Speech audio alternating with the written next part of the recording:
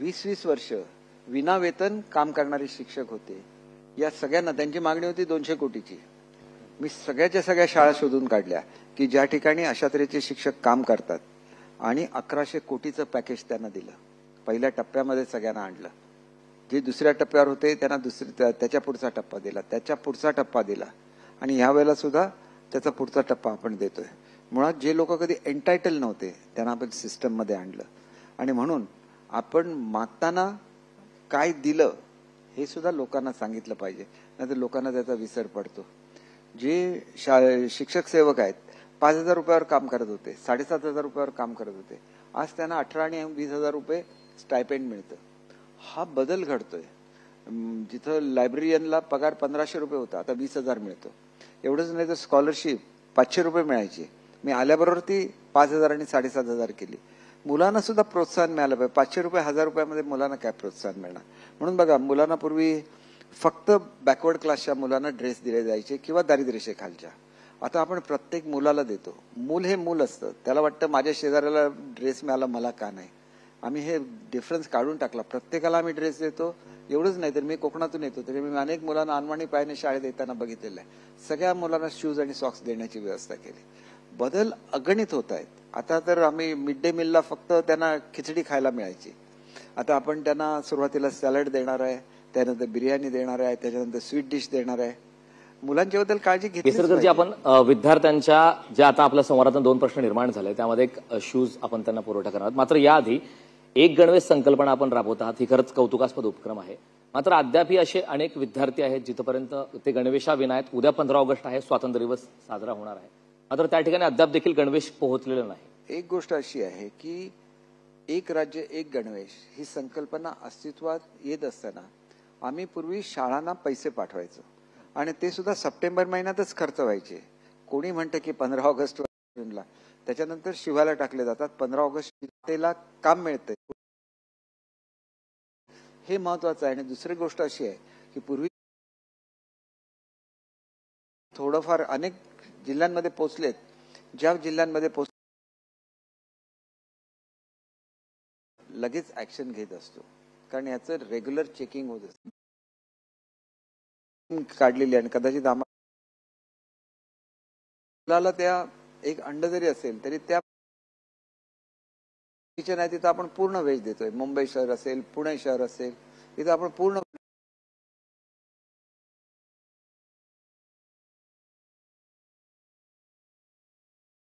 परंतु एक सांगतो की पुढची पिढी आपल्याला घडवायची आहे आणि म्हणून आपल्यासारखे चॅनल्स, म्हणजे मी उदाहरण देतो, आपले मालक हे स्वतः एक उद्योजक आहेत, बरोबर आहे ना, पण त्यांनी लोकांचं एक प्रबोधन व्हावं म्हणून या चॅनलची निर्मिती केली. तसंच मी सुद्धा एका चांगल्या इंडस्ट्रियल फॅमिलीमधून आलो. आपलं काहीतरी कॉन्ट्रीब्युशन मुलांसाठी, पुढच्या पिढीसाठी झालं पाहिजे म्हणून मी अनेक गोष्टी केल्या, करतोय. आणि या वर्षामध्ये आपल्याला आढळून येईल की पूर्ण अगदी मुलांना ज्यांना संगीताची आवड आहे संगीत मिळेल, ज्यांना ड्रामाची आवड आहे ड्रामा शिकायला मिळेल. त्याच्यासाठी सेलिब्रिटी स्कूल म्हणून आम्ही काढलेला आहे. मुख्यमंत्री माझी शाळा सुंदर शाळा चालू आहे. महावाचन उत्सव जो अतिशय आमचा ॲम्बिशियस प्रोजेक्ट आहे की मुलं नुसती टीव्ही हे बघत राहतात, मोबाईल, त्यांना वाचनाची आवड लावली तर आपला देश कुठल्या कुठे जाईल. अनेक सायंटिस्ट आपल्या देशामध्ये निर्माण होतील, नोबेल लॉरेट्स निर्माण होतील. ते महावाचन उत्सव स्वतः अमिताभ बच्चन त्याचे ब्रँड अँबॅसेडर आहे. आपण विचार करा की हे कधी घडत नव्हतं. मी बोलणं आणि अमिताभ बच्चनने बोलणं ह्याच्यामध्ये जमीन आसमानाचा फरक आहे. आणि आपल्याला 3 वर्ल्ड रेकॉर्ड हे आपल्या नावावर आहेत गिनीज बुक ऑफ वर्ल्ड रेकॉर्डमध्ये शिक्षण खात्याच्या. तर हे सगळं घडतं आणि ही महाराष्ट्राची ताकद आहे. ही येणारी मुलं ही महाराष्ट्राची ताकद आहे आणि ते भवितव्य घडवतील आणि त्याच्यामध्ये आपला खारीचा वाटा असू शकला तर ते आपलं भाग्य आहे. आपण जे उपक्रम सांगितला शाळेमध्ये म्हणजे दप्तराचं ओझं कमी करणं विद्यार्थ्यांसाठी हे कौतुकास्पद आहे, आवश्यक आहे. मात्र या व्यतिरिक्त थोडासा एक गंभीर प्रश्न नेहमी निर्माण होतो, सरकारी शाळांचा प्रश्न. सरकारी शाळांचा टक्का घसरतोय. कारण असं झालंय का की शाळेमध्ये ऍडमिशन घेत असताना विद्यार्थी असतील, पालक असतील, यांची ओढ खाजगी शाळा आणि इंग्रजी शाळेकडे जास्त आहे का? काही ज्याला पर्यायच नाही तोच सरकारी शाळेमध्ये जाते अशी परिस्थिती होते आणि त्यामुळे सरकारी शाळांचा टक्का घसरतोय. ही गंभीर बाब आहे. यासाठी आगामी काळात नेमकं आपण काय पावले उचलणार? यावर्षी आपण असं केलं की आपण 4,500 इंग्लिश मिडियमचे टीचर्स घेतलेले आहेत. त्याच्यामुळे सेमी इंग्लिश हे आता आपण ते रिसोर्स पर्सन म्हणून काम करतील आणि इंग्रजी, सायन्स आणि मॅथमॅटिक्स हे 3 विषय इंग्रजीमध्ये असतील. उर्वरित सगळे मराठी भाषेमध्ये असतील. पण ह्याच्याचबरोबर मला महाराष्ट्रातल्या सगळ्या मुलांना सांगायचं आहे की इंग्रजी ही जगाची भाषा नाही. इंग्रजी ही इंटरनॅशनल कम्युनिकेशन लँग्वेज आहे. प्रत्येक देशाला स्वतःची भाषा असते आणि त्या देशातले 95 ते 98% लोक फक्त तिथली भाषा शिकतात आणि त्यांना कळते. मी आता जर्मनीमध्ये मुलं पाठवणार आहे, पण त्यांना मला अगोदर जर्मन भाषा शिकवायला लागेल. म्हणून पुढच्या काळामध्ये आपला सर्वात तरुण देश आहे आणि आपण जगाची सेवा करणार. तर जगातल्या प्रमुख भाषा जसं जर्मन आहे, जसं स्पॅनिश आहे, रशियन आहे, जॅपनीज आहेत, सगळ्या भाषा आपल्याला शिकायला लागतील. तरच आपण जगाला सेवा देऊ शकतो. आणि ती व्यवस्था आम्ही आता स्कूल एज्युकेशन पासून करतोय. सॉरी, आपण आता अडॅप्ट स्कूल नावाची स्कीम काढली. लोक कशावरही टीका करत असतात. शिक्षकांचा काय संबंध होता अडॅप्ट स्कूलशी? कारण आम्ही काय खाजगी मॅनेजमेंट करणार नव्हतो, फक्त शाळेची परिस्थिती सुधारणार होतो. तरी पण गैरसमज निर्माण केले गेले शिक्षक संघटनांमध्ये. सगळ्यांना मला समजावून सांगायला लागलं. त्याच्यामध्ये एवढी बदनामी झाली त्या योजनेची की अजून ते आमची योजना सुरू होऊ शकली नाही. आम्ही जर दर्जेदार स्कूल निर्माण करू शकलो अडॅप्ट स्कूल स्कीम खाली, आपोआप मुलं आमच्याकडेच यायला लागणार. आता तर इन्फ्रास्ट्रक्चर लाखो शाळांना, म्हणजे जवळजवळ 75,000 स्कूल आहेत आमचे, 1 लाख टोटल स्कूल्स आहेत. मग त्यांचं मेंटेनन्स करणं हे काय प्रत्येक वेळेला सरकार तिथं पोहोचू शकत नाही. खाजगी उद्योजकांनी त्याची जबाबदारी घेतली पाहिजे. त्या उद्योजकाचं नाव तिथं लागेल शाळेच्या मागे. झेडपी स्कूल असेल तर टाटा झेडपी स्कूल नंबर 1 किंवा रिलायन्स झेडपी नंबर 1 असेल, त्यांनी तिथं आवश्यक ते दुरुस्त्या करणं, तिथं आवश्यक आधुनिक मशिनरी देणं. आणि आता आपण सगळंच करतो. आपण रोबोटिक्स करतो, आर्टिफिशियल इंटेलिजन्स करतो, कोडिंग डिकोडिंग शिकवतो. परंतु एक जो शिक्का बसलेला आहे आपल्या शाळांवर, हा दूर केला पाहिजे आणि तो पुढच्या काळामध्ये निश्चित दूर होईल. असा देखील एक मतप्रवाह आहे की अनेक राजकीय नेत्यांच्याच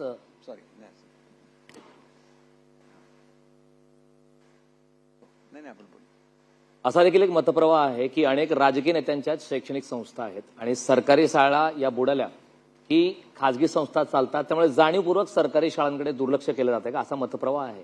यावरती नेमकं आपण काय सांगा? पूर्वी असं असायचं की खाजगी शाळा सुरू करायची असेल तर त्यांना मंत्रालयामध्ये चक्रा मारायला लागायची. मी पहिला शिक्षण मंत्री आहे की एकाही माणसाला मंत्रालयात यायला लागत नाही. फाईल आणि एक गुलाबाचं फूल दिलं जातं आणि त्याची परमिशन दिली जाते. परंतु ह्याला सुद्धा लिमिट आहे. इझिली परमिशन दिलं म्हणून वाटेल तेवढ्या शाळा काढायच्या का? नाही. आता आम्ही खाजगी शाळा देण्याचं बंद केलेलं आहे. आमचा सर्वे सुरू आहे आणि जेवढ्या आवश्यक आहेत तेवढ्याच खाजगी शाळा दिल्या जातील, त्याच्यापेक्षा जास्त दिल्या जाणार नाही. परंतु सरकारी शाळेचा दर्जा वाढवण्याचं आमचं जे काम सुरू आहे, त्याच्यामुळे माझी खात्री आहे की हे जे काय शाळेत थोडंसं शिक्षणाचं आपण असं म्हणू की ते बिझनेस म्हणून त्याच्याकडे बघितलं जातं, तर स्कूल हा बिझनेस नाही. याच्या पुढच्या काळामध्ये अतिशय कडक असे नियम हे खाजगी शाळांसाठी सुद्धा करण्यात येईल. त्याचा दर्जा उत्कृष्ट राखण्यात येईल आणि ज्या शाळा चांगल्या चालतात त्यांना प्रोत्साहन देण्यात येईल. पण विनाकारण जे लोक भरमसाठ फी आकारतात परंतु दर्जेदार शिक्षण देत नाहीत, त्यांना सुद्धा योग्य ती कार्यवाही त्यांच्यावर केली जाईल. नक्कीच. एक महत्वाचा प्रश्न असा आहे की शिक्षकांची नियुक्ती ही मुळामध्ये विद्यार्थ्यांना शिकवण्यासाठी, त्यांना घडवण्यासाठी केली जाते. मात्र हल्ली अशा खूप तक्रारी शिक्षकांच्या माध्यमातून ऐकायला येतात की शिकवणीच्या व्यतिरिक्त त्यांना अनेक उपक्रमांमध्ये राबवलं जात आहे. मतदान याद्या गोळा करणे, कुठला सर्व्हे आहे किंवा अन्य कुठले शासकीय उपक्रम, यामध्ये शिक्षकांचा जास्त वेळ जातोय, अशी चर्चा, अशी तक्रार शिक्षकांच्या माध्यमातून होते. मूळ जो फोकस आहे तो आता दूर होतोय का आणि तितके आवश्यक शिक्षक महाराष्ट्रामध्ये सध्या आहेत का? नाही, आपल्याला मला अतिशय नम्रपणे एक सांगायचंय की पूर्वीची गोष्ट झाली. मी ज्यावेळेला मंत्री झालो त्यावेळेला इलेक्शन आणि सेन्सस या 2 गोष्टी वगळून शिक्षकांकडून कुठलंही काम करून घ्यायचं नाही असा दंड केला. अर्थात शाळेच्या संदर्भातलं तर त्यांना काम करायलाच लागेल ना. अनेक लोक शाळेचे जरी फॉर्म्स भरायचे असले तरी हे शिक्षक आहे तर असं नसतं. आपण डेडिकेटेड ज्याला शिक्षक होतो त्याला चांगला विद्यार्थी घडतो आणि त्याच्यामुळे अशी जी लोक असतील त्यांच्या बाबतीत सुद्धा आपल्याला विचार करायला लागतो. मी पहिला शिक्षण मंत्री आहे ज्याने हे GR काढला की तुम्हाला कंपल्सरी चांगलं शिकवताच आलं पाहिजे. नाही शिकवता आलं तर तुम्हाला 100% पगारावर तुमचं पुन्हा एकदा ट्रेनिंग आम्ही तुम्हाला देऊ. तरी पण सुधारलं नाही तर 50% पगारावर तुमचं पुन्हा एकदा ट्रेनिंग घेऊ. तरी नाही सुधारला तर तुम्हाला सेवेतून कमी करण्यात येईल. शेवटी शिक्षकांना प्रोटेक्शन आहे, त्यांना आम्ही कधी कमी करत नाही. शाळा बंद पडली तरी टीचर्सचा पगार चालू राहतो. परंतु त्याच्याचबरोबर मुलांची काळजी घेतलीच पाहिजे, दर्जेदार शिक्षण दिलंच पाहिजे, याला पर्याय नाही. त्या बाबतीत अतिशय स्ट्रिक्ट आमचं सरकार आहे आणि आम्ही ते करून दाखवू. आपल्या महाराष्ट्रात पुस्तकप्रेमी असलेले डॉक्टर बाबासाहेब आंबेडकर यांनी मनुस्मृतीचं दहन केलं. मात्र मागच्या काही दिवसांपासून वारंवार या चर्चा होत आहेत, आरोप प्रत्यारोप होत आहेत की मनुस्मृतीचे काही श्लोक हे पाठ्यपुस्तकात समावेश करण्यात त्या संदर्भात याचं नेमकं काय कारण? आरोप केले जातात. बघा, चुकीचं परसेप्शन निर्माण करणं हा आता महाराष्ट्रामधला एक कॉमन हे झालेला आहे. मनुस्मृतीचा कुठलाही श्लोक हा महाराष्ट्राच्या पाठ्यपुस्तकामध्ये नाही. जी कमिटी होती त्यांनी शासनाला अहवाल सादर करत असताना जो अहवाल होता त्या अहवालामध्ये त्यांनी एक श्लोक उद्धृत केलेला होता जो पाठ्यपुस्तकाचा भाग नाही, परंतु त्याचं व्यक्तिगत ते मत होतं. परंतु ते सुद्धा असं आहे की आमची हे असते स्टिअरिंग कमिटी असते, या स्टिअरिंग कमिटीकडे न येता हे डायरेक्ट ह्याच्यावर पडलं पब्लिक डोमेनमध्ये. याच्याबद्दल आम्ही कारवाई सुरू केलेली आहे, संबंधित अधिकाऱ्यावर कारवाई केली आणि ज्यांनी हे लिहिलेलं होतं त्याला सुद्धा आम्ही तिथून निलंबित करण्याचं आम्ही निर्णय घेतलेला आहे. कारण मनुस्मृतीला कधी सरकार, कुठलंही सरकार मान्यता देऊ शकत नाही. त्याच्यामधले काही पार्ट शिक्षकांनी लिहिलेले किंवा त्याच्यामधले एक्सपर्ट मिळावा म्हणून आपण ज्ञानेश्वर मुळेजी आपले ज्येष्ठ सनदी अधिकारी आहेत आणि उत्कृष्ट साहित्यिक आहे, त्यांच्या अध्यक्षतेखाली एक कमिटी नेमलेली आहे आणि ते सातत्याने याचा पाठपुरावा करतायत. तो लवकरात लवकर दर्जा मिळावा हा माझं. आपण जो परिषद असते ही परिषद सुरू केली, 2 वर्ष सातत्याने झाली आहे. सगळे आंतरराष्ट्रीय आपलं संमेलन असतं, याला पूर्वी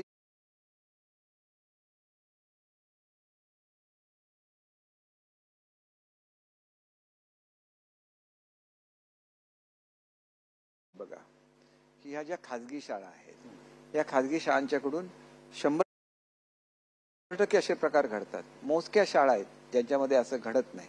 उदाहरणार्थ कर्मवीर भाऊराव पाटलांचे रयत शिक्षण आहे, तर त्यांनी एकाला एकच शिक्षक मागितला, पण यांनी एकाला 10 शिक्षक पाहिजेत. का पाहिजेत? एक शिक्षक तर तो मेरिटवरच आलेला असतो आणि 9 लोक त्याच्यामुळे डिस्क्वालिफाय होतात. म्हणून मी 10 वरून 3 वर संख्या आणली. कोर्टामध्ये जाऊन हा निर्णय रद्द करण्यात आला. तर आम्ही आता आमच्या नवीन म्हणजे त्यांचे टेक्निकल गोष्टीवर हा निर्णय रद्द करण्यात आला की आमचे रूल्स आहेत ते सर्क्युलर काढून बदलता येणार नाही. आम्ही रूल्स बदलायला घेतलेले आहेत. लवकरच फक्त 3च नावं जातील आणि माझी तर इच्छा आहे की एकच नाव जावं. जो गुणवत्तेमध्ये आहे त्यालाच ती नोकरी मिळावी. कारण पगार 100% आम्ही देतो. त्यांच्याकडून पैसे घेण्याचा कोणी अधिकार दिला ह्या लोकांना? आणि हे सुद्धा करणारा मी पहिला शिक्षण मंत्री आहे की ज्याने हे आणलं की 10 नाही देणार, आम्ही 3च देणार. आम्ही सगळ्या सुविधा देतो शिक्षकांना, पण त्याच्याचबरोबर संस्थांना सगळ्या सुविधा देतो. परंतु त्याच्याचबरोबर ह्याच्यावर कंट्रोल पाहिजेच ना. अशाही काही ठिकाणची परिस्थिती आपण पाहिलेली आहे की 7 वर्ग 2 शिक्षक, 5 वर्ग 1 शिक्षक. शिक्षणाची मुहूर्तमेढ रोवणाऱ्या प्रगतिशील महाराष्ट्रामध्ये अशी परिस्थिती आहे. शिक्षकांच्या अद्यापही नियुक्त्या झालेल्या नाहीत, अनेक ठिकाणी जागा रिक्त आहेत. त्यावरती काय करणं आवश्यक? एक आहे की बघा, महाराष्ट्रामधली सगळ्यात मोठी भरती शिक्षकांची ही माझ्या काळामध्ये झाली. अगदी त्यातले जिल्हा परिषदेचे शिक्षक हे सगळे रुजूसा झाले. त्यांची संख्या 20,000च्या आसपास आहे. 16 की 18,000 आहे, मला नेमकं आठवत नाही. काही शिक्षकांच्या भरतीच्या बाबतीत स्टे आहे, तो स्टे उठला की लगेच त्यांची भरती सुरू होईल. आणि खाजगी शाळा आहेत त्यांच्या भरतीला आता सुरुवात झाली, ज्याच्याबद्दल तुम्ही आता उल्लेख केला की पैसे घेतले जातात म्हणून. कोण घेणारे लोक दोषीच आहेत, परंतु त्यांची सुद्धा भरती आम्ही करून देतोय. आणि त्यानंतर शिक्षकेतर कर्मचाऱ्यांची भरतीला सुद्धा आम्ही सुरुवात केलेली आहे. पहिल्यांदा महाराष्ट्रामध्ये एवढ्या मोठ्या प्रमाणामध्ये भरती झालेली आहे. आणि तुम्ही त्या शाळा ज्या म्हणता की ज्याच्यामध्ये वर्ग जास्त असतात आणि शिक्षक कमी असतात, त्या शाळांमध्ये मुलांची संख्या किती असते सांगा? 7 असते, 8 असते, 9 असते, 1 असते, 4 असतात. तरी पण आम्ही तिथे शिक्षक देतो. परंतु मी शिक्षण मंत्री झाल्यानंतर एक निर्णय असा घेतला की एक परमनंट शिक्षक आणि एक टेम्पररी शिक्षक हा शाळेला देण्याचा आम्ही निर्णय घेतला. त्याच्यामुळे किमान 2 शिक्षक हे प्रत्येक शाळेत राहतील. एकतर तो निवृत्त शिक्षक असेल किंवा तो नव्याने डीएड झालेला किंवा बीएड झालेला असेल. हा एक भाग अतिशय महत्वाचा. आणि दुसरा महत्वाचा निर्णय घेतला एक म्हणजे शाळेमधल्या बदल्या 100% रद्द करायचा. त्याच्यामुळे याच्या पुढच्या काळातली भरती ही डिस्ट्रिक्ट निहाय भरती होईल. त्या डिस्ट्रिक्टमध्ये तुम्हाला राहायचं असेल तर